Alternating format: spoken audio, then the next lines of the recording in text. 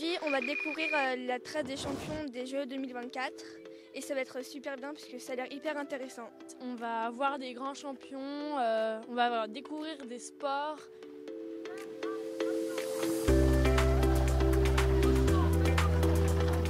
On a appris tout pour bien ramer, et pour bien faire de l'aviron et pour pas couler, surtout.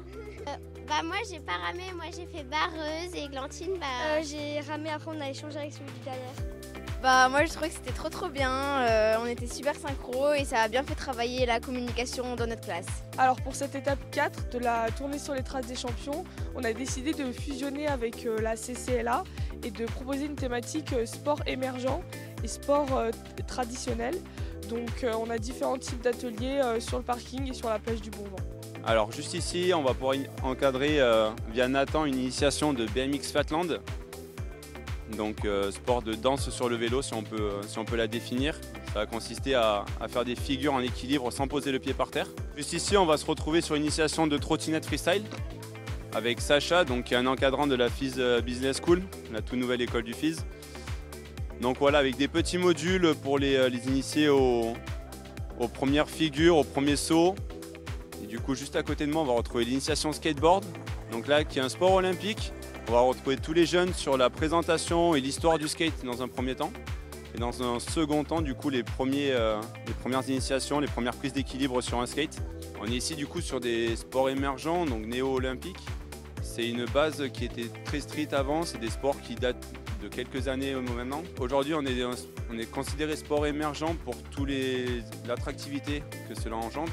La construction de skateparks dans les collectivités, la mise à disposition via ces collectivités du coup d'espaces d'entraînement pour les athlètes professionnels aussi.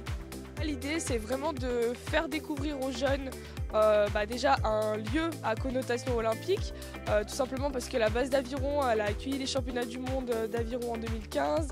L'idée c'est aussi qu'ils découvrent d'autres sports, qu'on les initie à des pratiques pour pourquoi pas créer des vocations aussi. Là on est en train de faire du tir à la cible avec des pistolets laser et on va faire un biathlon, un biathlon.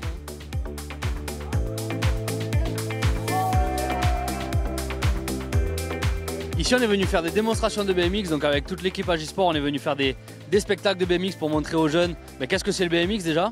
Le BMX freestyle c'est une discipline olympique, c'est une discipline qui est rentrée au programme des Jeux Olympiques à Tokyo en 2020, qui est au programme des Jeux de Paris.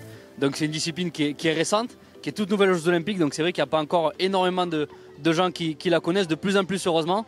Mais voilà, c'est une bonne occasion pour les jeunes de découvrir ce sport, d'essayer, de voir que c'est un sport qui est cool, qui est fun, où on prend énormément de plaisir tous ensemble. Donc nous on leur montre un peu ce qu'on sait faire, ça donne envie aux jeunes. Hier il y a énormément de jeunes qui ont été contents, qui ont voulu essayer et qui m'ont dit qu'ils voulaient s'y mettre. Donc voilà, c'est vraiment ce qu'on essaie de chercher ici. Donc après le bob de La Plagne, après le handball de Chambéry et après la halle olympique d'Arlisère, on se retrouve donc sur cette 4e étape. Et l'objectif, la proposition qui a été faite, c'est de proposer 6 lieux emblématiques olympiques en Savoie et en faire découvrir 2 par an jusqu'au JO de Paris. L'objectif de la tournée, c'est vraiment de faire venir les jeunes, c'est-à-dire leur faire découvrir le lieu là où se forment les jeunes, les grands champions, et là où des grands champions obtiennent des titres, et surtout de les faire pratiquer.